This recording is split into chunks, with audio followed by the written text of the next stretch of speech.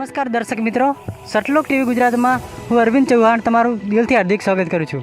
મિત્ર, આપણે આજે દિયોદરની અંદર અહીંયા પ્રાથમિક શાળા છે રવેલ ગામ. અહીંયા શાળાની અંદર સંત રામપાલજી મહારાજનો એક દિવસનો સત્સંગ રાખવામાં આવ્યો છે, જે સંત રામપાલજી મહારાજના શિષ્ય દ્વારા આયોજિત કરવામાં આવે છે.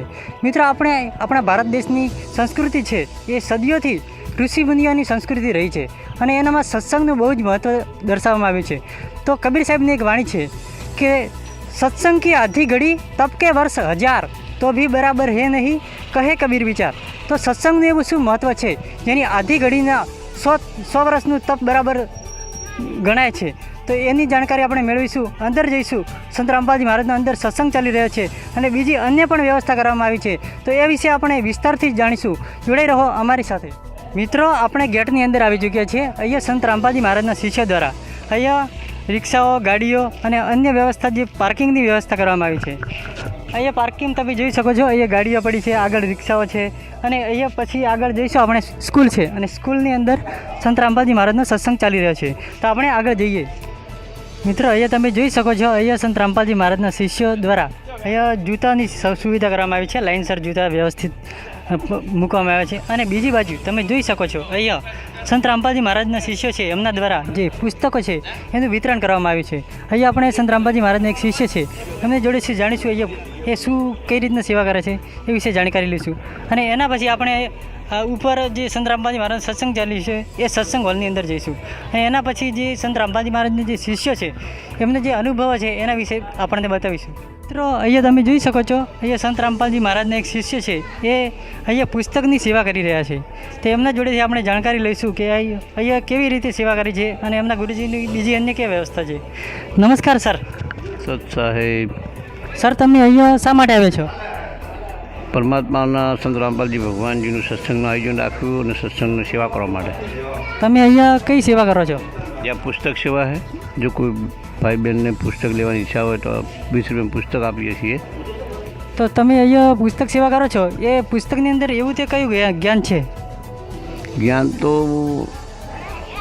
4 વેદ, 6 શાસ્ત્ર, 18 પુરાણ. ये तो एक समझो कि दूध में से घी निकला हुआ ज्ञान है इसमें. दूध में से घी निकला ने, ये घी से ज्ञान गंगा पुस्तक में तत्वदर्शी संत रामपालजी भगवान जी 4 वेद, 6 શાસ્ત્ર, 18 પુરાણ નિચોડ કરીને જ્ઞાન ગંગા પુસ્તક બનાવેલું છે. અને જેણે જ્ઞાન ગંગા પુસ્તકનો અભ્યાસ કર્યો ને એને તરત જ પરમાત્માની દયાથી સંત રામપાલજી મહારાજના શરણમાં આવી જાય કોઈ પણ ભક્ત. તો આ જ્ઞાનથી સમાજમાં શું સુધારો થઈ શકે છે એ વિશે અમારા દર્શકોને જણાવો. સુધારો તો પ્રથમ સુધારો તો કે નશામુક્ત. કોઈ પણ વ્યક્તિ નશો કરતો હોય સંત રામપાલજી મહારાજના શરણમાં આવે સીધો નશો છૂટે. દાસ પણ નશો કરતો હતો, તંબાકુ, ગુટખા આ બહુ જ વ્યસન કરતા હતા, પણ પરમાત્માના શરણમાં આવવાથી વ્યસનમુક્ત થઈ ગયા. બીજી વાત કે જ્યાં આપણા સમાજમાં કુરિવાજો છે ઘણા, કે કોઈ દેજ દેવું, દેજ લેવું, બેટીઓને ભ્રૂણ હત્યા કરવી, શિક્ષણ વગર બધો અભાવ છે. એટલા માટે સર્વશ્રેષ્ઠો સંસ્કાર છે અને એ સંસ્કાર તત્વદર્શી સંત સિવાય બીજો કોઈ આપી ના શકે. જે આજના જે કંઈ સાધુ જે પાખંડી લોકો છે એ તો સિર્ફ એમનું પેટીઓ ભરવા માટે કથાકારો, કોઈ રામની કોઈ કથાકારો કરે, કોઈ કૃષ્ણની કથા કરે, કોઈ રામની કથા કરે, કોઈ હનુમાનજીની કથા કરે, કોઈ ભાગવત આ બધું વચે. પણ એમની પાસે તત્વદર્શી સંત જેવું જ્ઞાન છે નહીં. એમની પાસે સંસ્કાર આપે એવું કોઈ જ્ઞાન જ નહીં. એ તો એમનું બસ ખાલી પેટીઓ રોળવા શેકવા માટે થઈ લોકોને ખાલી તાળીઓને મંદિરે વગાડે ને આ બધું કરે, એનાથી કોઈ સંસ્કાર મળતા નથી. તત્વથી સંતના શરણમાં જવાથી જ સંસ્કાર મળે છે. એમની વિધિ એવી છે કે એ ભક્તિ અનુસાર જો એ કમ્પ્લીટ નિયમમાં રહી, કોઈ પણ વ્યક્તિ એ કમ્પ્લીટ ભક્તિના નિયમમાં રહી અને જો એ ભક્તિ કરે તો 100%, 1000% વ્યસનમુક્ત બને છે. એને આર્થિક પરિસ્થિતિ પણ વીક હોય તો સુધરી જાય છે. એને તમામ જેટલા કોઈ કાર્યમાં નડતર આવતી બધી નડતર મુક્ત થઈ જાય છે. તમારા ગુરુજીના કયા કયા નિયમો છે? અમારા ગુરુજીના નિયમો એવા છે કે નિયમો તો શું છે કે જે પહેલાં જે નથી કરવાના એ જ.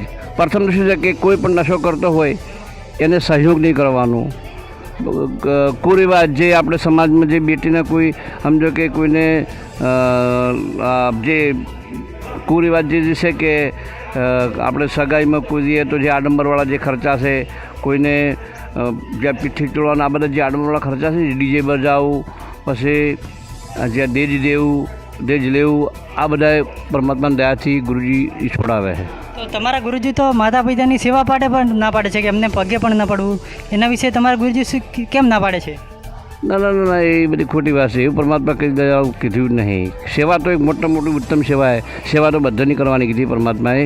એવું કીધું નહીં કે મા બાપની સેવા ના કરવી. મા બાપની સેવા કરવી, મા બાપની સેવા એવું કોઈ એવો કોઈ વ્યક્તિ છે જેણે પરમાત્માના વિરુદ્ધમાં કીધું છે કે સેવા છોડાવે. દાસ પરમાત્માનો શિષ્ય છે. દાસના ઘરે દાસને માતા પિતાની સેવા જ દાસના જોડે જ છે. એમને કોઈ સેવા તો આ લોકોના જે પાખંડવાદ છે એ છોડાવે છે. અમારા ગુરુજી સેવા નહીં છોડાવતા ભગતજી. પણ અમે એવું સાંભળ્યું છે કે તમારા ગુરુજી પગે નમતા નથી. મતલબ પગે કેમ નથી નમતા, એનું કારણ શું છે? બીજી સેવા તો અન્ય કરે છે, પણ પગે નમવાનું શા માટે ના પાડે છે? એ બધું વચ્ચેથી પૂછેલું. કારણ કે પગે નમવું આ નમવું એ શું છે? કારણ કે જો પૂજા કોઈ પણ પૂજા આરાધના એ પરમાત્મા ભગવાનની થાય, બરાબર. પૂજા આ નેચર નમવું જે દંડવત પ્રણામ કરાવે એ પરમાત્માની થાય. જે આપણે બધા જીવ છીએ, જીવની કોઈ પૂજા થતી નથી. એટલે પરમાત્માએ એ જ્ઞાન તત્વ જ્ઞાનથી બતાવ્યું કે આપણે બધા જીવ છીએ અને જીવની પૂજા કરે, જીવને દંડવત પ્રણામ કરે એનાથી કોઈ સફળતા મળતી નથી. એના આપણે પરમાત્માની પૂજા કરવી પડે, પણ પરમાત્માને દંડવત પ્રણામ કરવા પડે તો જ સફળતા મળે. બાકી એ તો બધું પાખંડ વાત હતું. જી થેન્ક યુ સર. સાહેબ રામપાલજી મહારાજના શિષ્યએ બહુ સારી જાણકારી આપી, અને હવે આપણે બીજી પણ અન્ય જાણકારી છે એ પણ આપણે બીજા સંત રામપાલજી મહારાજના શિષ્યો અહીં આવ્યા છે એમના જોડેથી જાણકારી લઈશું. મિત્રો, આપણે સંત રામપાલજી મહારાજના જે સત્સંગ હોલ છે એની અંદર આવી ચૂક્યા છીએ. એ સંત રામપાલજી મહારાજનો સત્સંગ ચાલી રહ્યો છે. અહીંયા એક તરફ તમે જોઈ શકો છો ભાઈઓ બેઠા છે અને બીજી તરફ બહેનોની વ્યવસ્થા કરવામાં આવી છે. એ શાંતિસર શ્રદ્ધાથી સત્સંગ સાંભળી રહ્યા છે. હવે આપણે બહાર જઈશું અને બહાર બીજા અન્ય ભાઈઓ જે છે એ કઈ કઈ વ્યવસ્થા કરે છે એના વિશે જાણકારી લઈશું. નમસ્કાર સર. તમે ક્યાંથી આવ્યા છો? પોથાવાડાથી આવું છું. તો તમે સર પોથાડથી અહીંયા શા માટે આવ્યા છો? મારે ગુરુ મહારાજનો સત્સંગ રાખેલો છે અહીંયા રવેલ ગામમાં, તો એ સત્સંગ સાંભળવા માટે આવ્યા છે. તો બીજી અહીંયા સત્સંગની સાંભળ્યા પછી તમે બીજી કઈ કઈ સેવા કરો છો? અમે સત્સંગમાં આવીએ છીએ, સેવા બી કરીએ છીએ. જે બી અમને સેવા આપવામાં આવે છે એ સેવા અમે કરીએ છીએ. ધન્યવાદ સર. સત્સંગ મિત્રો, તમે જોયું અહીંયા સંત રામપાલજી મહારાજના શિષ્ય હતા, એમણે કે અહીંયા સેવા માટે આવ્યા છે અને સત્સંગ પણ સાંભળવામાં આવ્યા છે. હવે એક બીજા કોઈ સંત રામપાલજી મહારાજની જે ભગત છે એ પણ અહીંયા સેવા માટે આવ્યા છે. તો એમના પાસેથી આપણે જાણીશું કે સંત રામપાલજી મહારાજનું જ્ઞાન કેવું છે એ વિશે, અને ગુરુનું શું જીવનમાં મહત્ત્વ છે એના વિશે, અને ભગવાન કોણ છે, પૂર્ણ પરમાત્મા કોણ છે એની જાણકારી લઈશું. નમસ્કાર સર. નમસ્કાર સરજી. સર, તમારું નામ શું છે? મારું નામ નરેશ દાસ છે. સર, તમે ક્યાંથી આવ્યા છો? હું બનાસકાંઠા જિલ્લાની અંદર દિયોદર તાલુકામાં રહું છું અને શ્રી રવેલ જૂના પ્રાથમિક શાળામાં શિક્ષક તરીકે કામગીરી બજાવું છું. તો સર, અમે સાંભળ્યું છે કે સંત રામપાલજી મહારાજથી જે જોડાય છે એ અંધશ્રદ્ધાથી જોડાય છે. તો તમે શિક્ષિત છો, તો તમે અહીંયા સંત રામપાલજી મહારાજનું જે સત્સંગમાં અહીંયા આયોજન કર્યું છે એની અંદરથી તમારા ગુરુજી છે એ પૂર્ણ પરમાત્મા કોને બતાવે છે? આજે સંત રામપાલજી મહારાજની દયાથી રવેલ જૂના પ્રાથમિક શાળાની અંદર એક દિવસીય સત્સંગનું આયોજન કરવામાં આવ્યું છે, જેની અંદર ઘણા બધા ભગતોએ લાભ લીધો, ગામના લોકોએ જગતોએ પણ લાભ લીધો. અને જે તમે વાત કરી અંધશ્રદ્ધા ભક્તિજાન, તો અત્યારે ભગતજી અત્યારે પરમાત્માએ કળિયુગની અંદર અક્ષર જ્ઞાન બહુ સરસ આપ્યું છે, બરાબર. અને આપણે બધા શાસ્ત્રોનો આપણે જાતે ખુદ આપણે અભ્યાસ કરી શકીએ, બરાબર ને. અને આપણે શાસ્ત્રો આધારિત જ ભક્તિ છે. સંત રામપાલજી મહારાજ જે ભક્તિ બતાવે છે એ આપણી હિન્દુ ધર્મનું ધર્મ પુસ્તક ભગવદ્ ગીતાના આધારે છે. 18 પુરાણ, 4 વેદ, બરાબર. તો આ આધારે પરમાત્મા અત્યારે આપણને ભક્તિ બતાવી રહ્યા છે. તો સર, અંતર્યામી પરમાત્મા કોણ છે? અમે સાંભળ્યું છે કે જે પૂર્ણ પરમાત્મા હોય છે એ અંતર્યામી હોય છે અને એ મનની વાત પણ જાણે છે. તો એવું તમને તમારા ગુરુજી કોઈ પ્રમાણ આપ્યું છે કે કોઈને મનની વાત જાણી હોય એવું કોઈ પ્રમાણ હોય તો બતાવો અમારા દર્શકોને. સરસ, એક સરસ પ્રશ્ન પૂછ્યો તમે કે અંતર્યામીની વ્યાખ્યા કોને કહેવાય, અંતર્યામી એટલે શું?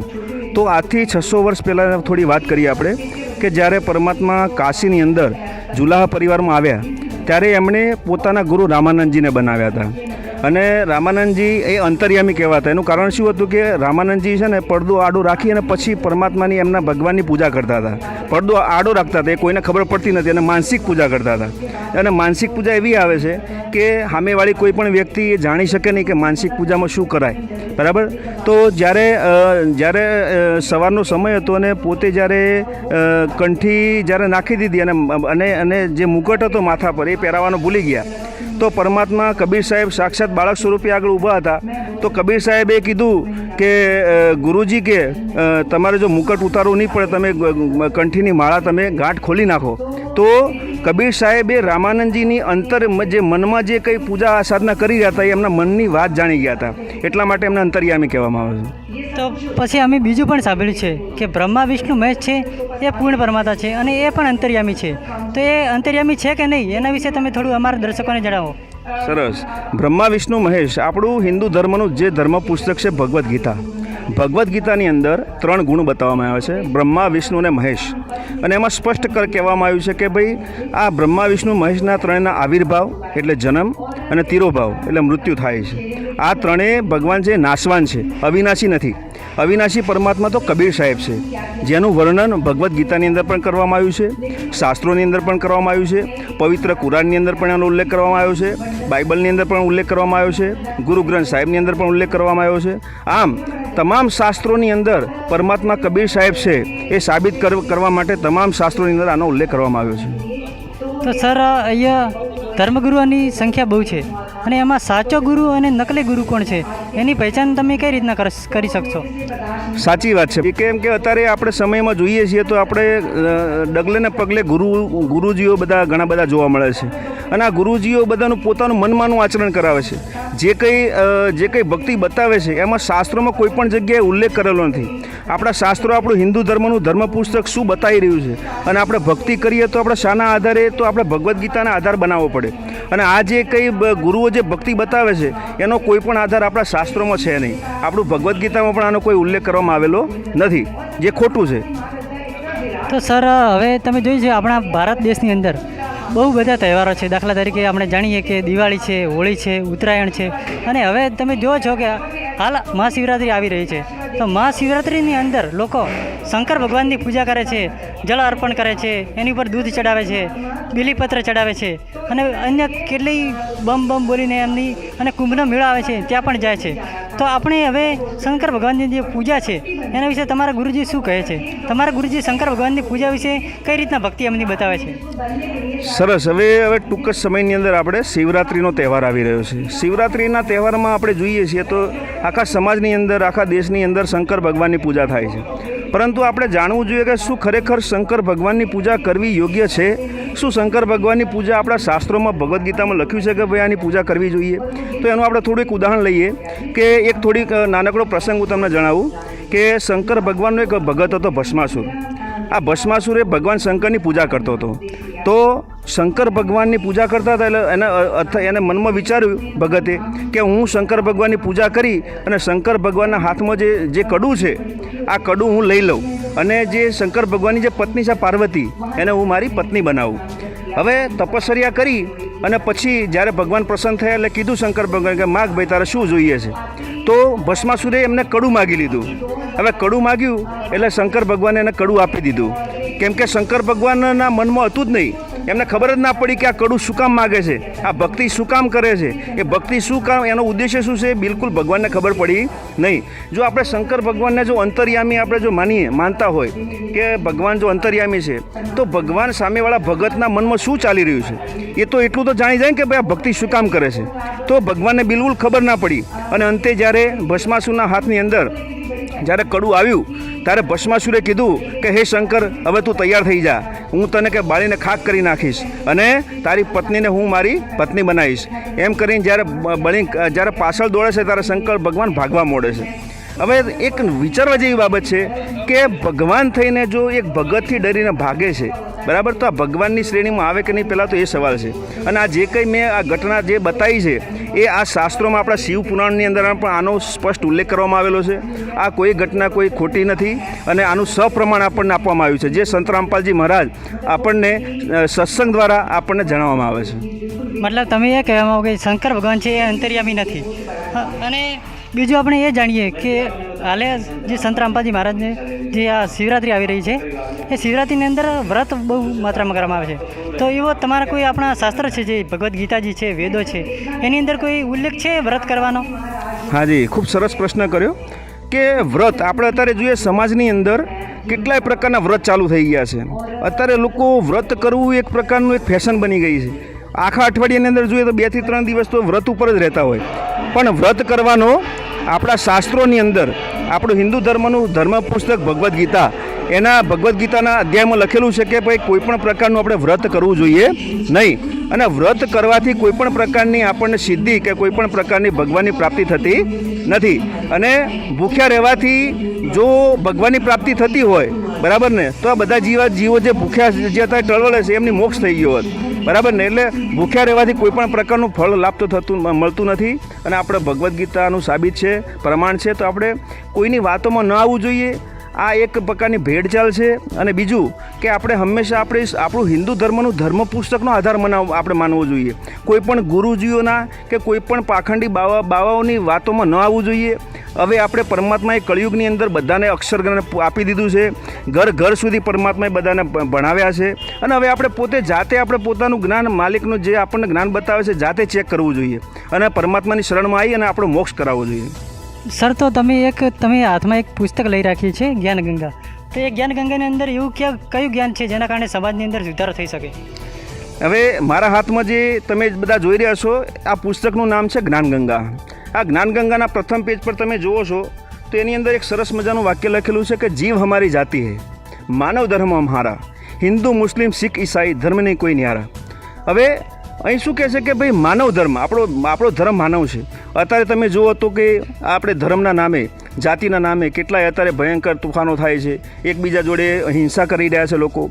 પણ પરમાત્માના લોકની અંદર કોઈ અલગ જાતિ નાતિ છે જ નહીં. માનવ ધર્મ આપણો છે. અને આ પુસ્તકની અંદર કુલ 13 પ્રશ્નો આપવામાં આવ્યા છે, જેની અંદર આપણને જણાવવામાં આવ્યું છે કે બ્રહ્મા વિષ્ણુ મહેશ, આ બ્રહ્મા વિષ્ણુના મહેશના માતા પિતા કોણ છે, જે અત્યાર સુધી આપણને ખબર છે નહીં. તો આની અંદર એવું સરસ મજાનું જ્ઞાન આપવામાં આવ્યું છે. અને બિલકુલ આ જ્ઞાન ભગવદ્ ગીતા આધારિત છે. પછી આપણા જે 4 વેદો આધારિત છે, આપણા પુરાણ આધારિત છે. અને આની અંદર તમામ પ્રમાણ આવેલું છે. અને બીજું કે મેં હમણાં જે તમને વાત કરી કે ભાઈ ભગવદ્ ગીતામાં કબીર સાહેબ પૂર્ણ પરમાત્મા છે, એનું પ્રમાણ ક્યાં છે? વ્રત કરવા જોઈએ કે ના કરવા જોઈએ, પણ એનું પ્રમાણ ક્યાં છે? બીજી વસ્તુ કે બ્રહ્મા વિષ્ણુ મહેશ એ નાશવાન છે, એનું પ્રમાણ ક્યાં છે? તો એના માટે એક સરસ મજાનું એક પુસ્તક છે. આ પુસ્તકની અંદર તમામ અધ્યાયની અંદર જે જગ્યાએ પ્રમાણ આપવામાં આવેલું છે તે શ્લોક હંગાથી આપવામાં આવેલું છે કે તમે આ શ્લોક ખોલો, આ અધ્યાય ખોલો અને એની અંદર તમને પ્રમાણ મળશે. અને બીજી વસ્તુ કે આપણે ભગવદ્ ગીતા એક બાજુ જોડે લઈને બેસાય અને જાતે આપણે ચેક કરાય કે આ વસ્તુ સાચી છે કે ખોટી છે. આપણે કોઈ પણ બાબાઓના કે કોઈ પણ ગુરુના સીધા સંપર્કમાં ના આવવું જોઈએ. આપણે પોતાની જાતે ચેક કરવું જોઈએ. અને આ પુસ્તક મંગાવો, નિઃશુલ્ક પુસ્તક પણ તમે મંગાવી શકો છો SMS મારફતે. અને આ પુસ્તક વાંચી અને સંત રામપાલજી મહારાજની શરણમાં આવી અને આપણે આપણો મોક્ષ કરાવવો જોઈએ. તો તમે આપણા જે દર્શક મિત્રો છે એમને આ સંત રામપાલજી મહારાજના જ્ઞાનને જોડાવા માટે એમને શું પ્રાર્થના કરશો? હું તો અત્યારે એટલી જ પ્રાર્થના કરવા માગું છું, જેટલા આ ઇન્ટરવ્યૂ જે જોઈ રહ્યા છે જગતવાળા ભાઈઓને બહેનોને હું એક જ પ્રાર્થના કરવા માગું છું કે પરમાત્મા અત્યારે આપણને જે જ્ઞાન આપી રહ્યા છે, સંત રામપાલજી મહારાજ, એમનું જ્ઞાન એક વખત તમે જુઓ, એક વખત તમે અનુભવ કરો. કેમ કે જ્યાં સુધી તમે કોઈ પણ વસ્તુ જોશો નહીં, અનુભવ કરશો નહીં, પુસ્તક આપણે બહારથી જોઈએ છીએ પણ અંદર શું આપેલું છે. અને બીજી વસ્તુ કે અત્યારે મીડિયાની અંદર પણ તમે જોરશોરથી પ્રચાર પ્રસાર થઈ રહ્યો છે માલિકનો. દરેક યુટ્યુબ ચેનલ હોય, ફેસબુક હોય કે કોઈ પણ મીડિયાનું માધ્યમ હોય તો સત્સંગ આવી રહ્યા છે. સાધના ચેનલ પર દરરોજ 7:30 વાગે માલિકનો સત્સંગ આવી રહ્યા છે સંત રામપાલજી મહારાજના. તો બધા સત્સંગ સાંભળો અને પરમાત્માની શરણમાં આવી અને મોક્ષ કરાવો. તો સર, આ પુસ્તક શું શાળામાં એનો ઉપયોગ કરવો જોઈએ? શાળાની અંદર આ પુસ્તક હોય તો એનાથી સમાજ સુધારમાં બહુ સારું એવું ફરક પડે. એના માટે જો શિક્ષકો છે અને સરકારને પણ તમે પ્રાર્થના કરી શકો છો કે આ પુસ્તકનો જો શાસ્ત્ર છે આપણા, એનો અભ્યાસક્રમની અંદર પણ લાગુ પાડવાની જરૂરત છે. એના વિશે તમે શું કહેશો?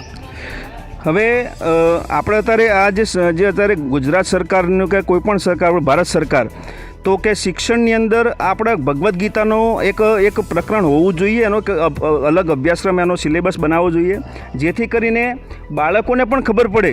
કેમ કે બાળકો જે અભ્યાસ કરી રહ્યા છે એની અંદર એ લોકોને અક્ષર જ્ઞાન તો મળે છે, પણ એની જોડે જોડે આધ્યાત્મિક જ્ઞાનની પણ ખૂબ જરૂર છે. કેમ કે આધ્યાત્મિક જ્ઞાન ખૂબ જ જરૂરી છે, અને એનો અભ્યાસક્રમની અંદર એનો સમાવેશ કરવો જોઈએ. ભગવદ્ ગીતાની અંદર જે શ્લોકો છે થોડો એનો અંશ અમુક લેવા જોઈએ, જેથી કરીને બાળકોને જ્ઞાન થાય. ધન્યવાદ સર.